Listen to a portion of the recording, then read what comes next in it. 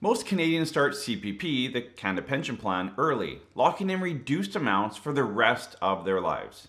And after working with retirees for the last 20 years, I've noticed the same mindsets come up again and again. Mindsets that push people towards starting early without understanding the long-term impact. So in this video, I want to walk through 8 things I wish retirees would consider before starting CPP at 60. Because if more people understood how these mindsets work against them, I think we'd see more people waiting all the way till 70 to start their Canada pension plan. The very first one is loss aversion. And that is really, I'm taking it at 60 because I'm fearful of losing out on something. I'm fearful of losing out on that money I could have been collecting at age 60. And this is where the loss aversion mindset has to change, is we put too much emphasis on, well, what happens if I do pass away early versus what happens if I live even to life expectancy? But what about if I live beyond life expectancy? How much more I'm going to get? And so the focus needs to drift away from that loss aversion of, well, what if I die early, to what if I live longer? Am I going to be okay? Right? If you die early, you die early, you're going to be okay. But what happens if I live longer, right? So not only are you getting more, but you're protecting against longevity. And with the current healthcare changes, everything going on, we're living longer and longer. So I'd start focusing on that versus the other. Which ties us into number 2, which is looking at life expectancy. And so many people I talk to, well, Adam, I've had friends, I've had families, my father, my mother passed away early, so I feel like I'm going to as well. Well, that's not really the reality most of the times. There's a life expectancy. So the average person, 60, 65, is going to live until their mid to late 80s. That's the life expectancy. That's the data that's out there. And that's growing or extending quite quickly. So by the time you get there, you probably, the numbers will definitely change. And so if we think, well, the average life expectancy for a 65-year-old here in Canada, middle class, would be about age 87, right? Men, 86 and a half, women about 88. That's the life expectancy. But so many I talk to are, well, I'm going to be gone by 80, 81, 82, only plan till then. And then they start making that CPP decision around that earlier life expectancy. Well, a 65-year-old couple here in Canada, there's over 50% chance one of you will live into your 90s. And I get people emailing me all the time the data of, well, yeah, but I could be part of the X percent that die in their 70s. We all could, right? But the data would support you're going to live longer than that. The majority of the percentage, the larger percentage, is that you're living longer, right? So I get it. We're all pessimistic people in nature. But I think around your Canada pension plan, for most of you, it's such a key, integral part of your retirement income. You need to move off that pessimistic life expectancy view to more of a realistic, not even optimistic, just a realistic view, and it'll help you make a better financial decision around that Canada pension plan. The third thing is thinking that the Canada pension plan is not sustainable. And I get it, our government loves to spend money, there's lots of stuff going on, you hear a lot of stuff, you get down different Reddit threads and there's all this different banter. The reality is the Canada pension plan is managed separately from the government. They have their own investment board, they review it, they send out audits. I'll link an audit before or below, the most recent audit, and you can see the Canada pension plan is really well funded. In fact, it's funded for at least 75 years. So for majority of you watching this video wondering if you should take it or not, it's lasting for you, your kids, and probably your grandkids. And probably long beyond that, but that's what it's projected out to. So it's the Canada pension plan is not like the Social Security in the States.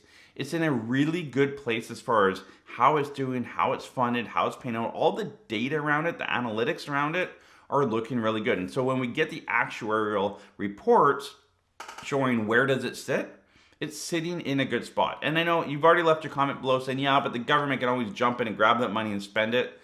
It doesn't quite work that way. I think you need to dig a little bit deeper to figure out how this could all work. But the reality is, whatever side of the fence you're on, the reality is the Canada pension plan is well funded for decades to come. Number 4, and I think this might be the most important one, is a lot of people take it early because that's when you're healthy and that's when you want to spend more money. So of course I'm going to take my Canada pension plan because I need more money. I want to spend it. But the reality is most of you, not all of you, there's a small handful that truly have no other money and you need to start your CPP to have the income you need.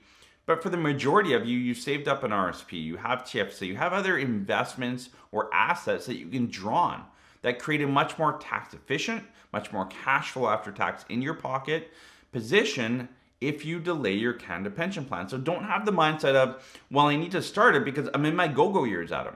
I need to go-go. I need that money.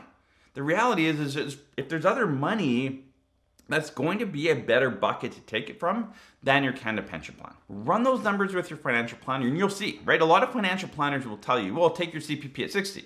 And so that's kind of where we've gotten trained to, well, we need to take it at 60 or early anyway. But the reality is a lot of financial planners, the majority here in Canada, get paid by assets under management. The more money they manage of yours, the more they get paid. So if they have two buckets, CPP, they don't get paid on, or your investments, they're going to tell you to take CPP so that your investments stay with them, keep growing, and they keep getting paid. Not saying they all do that. Trust me, there's a lot of great advisors out there. But there is a bit of a conflict of interest. So again, have your planner say, no, don't tell me what to do. Show me. Show me taking CPP at 60. Show me at 65, 70, somewhere in between. What do the numbers say?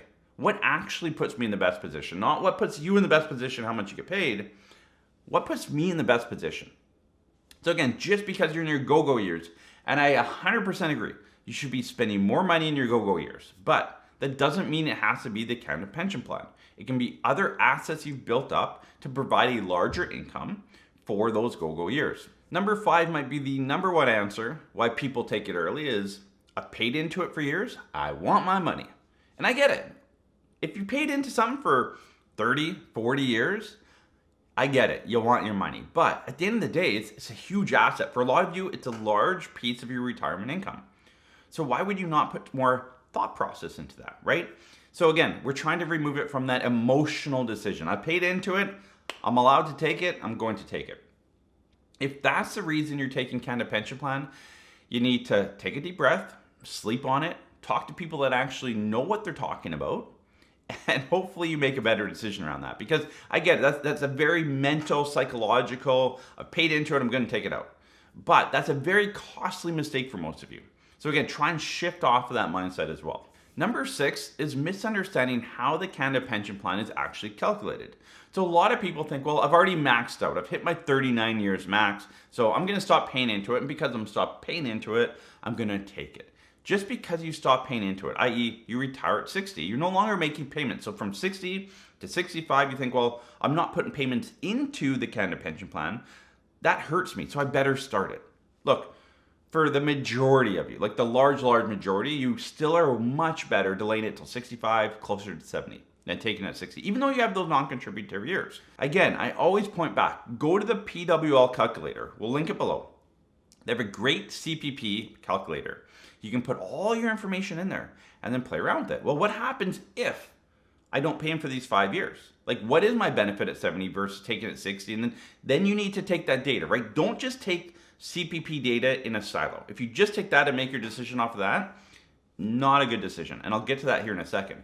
You want to take that data and then move it into a financial planning software with your financial planner. If you just take CPP data, it's not that great. If you take it and implement it and incorporate it with the rest of your planning assets, phenomenal. Makes a massive difference on how CPP or any of your other assets work. So it's really important to take that data, get your numbers, and to move it over. I had a phone call yesterday, or a Zoom call yesterday with my accountant. He was asking me about, like, I have a lot of clients coming in, you know, they're business owners, they hit 53, they talk about taking CPP at 60, there's 7 years there. Should we just not contribute, do dividends, you know, collect at 60, have those non-contributory years? There's a lot of moving parts. And so we went to the CPP calculator, got a few different numbers and scenarios, then took that and put it into software, into some scenarios, and mapped it out. And guess what? No matter how we mapped it out, delaying the CPP till 70 gave the most money regardless of where we made it land. But here's the big kicker, the break-even point. When we look at the break-even point in the PWL calculator, any CPP calculator, it's very different than the break-even point once you take that data and put it into your plan. Typically, a break-even point is going to be in your early 80s, late 70s, early 80s on the Canada Pension Plan. When you actually integrate it into your plan, it can be in your early 70s. And we actually did a video, I'll talk about that here in a second, but it changes the break-even point drastically. Number 7 is thinking you can just take the Canada Pension Plan and invest it. I'm a better investor than the Canada Pension Plan. When you run the data, and we've run the data, we have videos out there, we'll link those below as well, but you have to get about a 13 or 14%. And remember, now you're taking on that risk. And so for some of you, I know there's a lot of people that are invested in cover calls are like, oh, I'm getting 20%. So you need to understand cover call funds a lot better. But at the end of the day, where are you getting 13, 14% guaranteed? You're not. I can guarantee you're not. You're getting 2% out there guaranteed right now, not 13, 14. Whereas when we look at the Canada Pension Plan, it's a guarantee rate of return. And a lot of you say, well, Adam, it's not a rate of return, it just increases my benefit. Sure, but if we took your, let's say, investment account, we took your CPP at 60, invested it and grew it, you're looking at that as a rate of return. But the reality is all that's doing is producing an income for you later in life. So if you said, well, if I take that money and invest it for the 10 years till 70, and when you're telling me when to take Canada Pension Plan, then I have this pool of money that's grown over time, and I take it and say I buy an annuity. So it's guaranteed just like your CPP, right? We have to compare a bit of apples to apples. That means for the next 10 years, you have to average 13 to 14%. That's what the data shows. That's what the number is, right? So I think a lot of you need to do a bit more due diligence on how this actually works. Dig a little deeper around your Canada Pension Plan and why and the true numbers behind delaying your Canada Pension Plan. And again, the break-even number, that's a fallacy. The rate of return you need, people think, well, I get 8.4% for delaying, so that's all I need. No, it works much different than that. So again, start watching more videos of ours, others, dig a little deeper, figure out exactly how this works. And the 8th and final point here is silo thinking, and I talk about this a lot. You cannot go into retirement thinking of your assets as silos. So the Canada Pension Plan being one of them. You know, RSP, TFSA, OAS, all of it. But the Canada Pension Plan, if you look at it in a silo, you're going to put your numbers into the CPP calculator. You're going to see a break-even point of 82, 83. And you're going to think, well, you know, like I talked about earlier, we feel like we're going to die earlier than we probably will. So I think, well, I'm going to die early, so I'm just going to take my Canada Pension Plan at 60. Look, you need to take that number, put it into your plan. If you're building your retirement plan, looking at each row individually and what makes the most sense for each one without actually putting it into the blender and making it all come out better at the end, it's going to look a lot different, right? Think about it this way. My kids, they make smoothies almost every morning.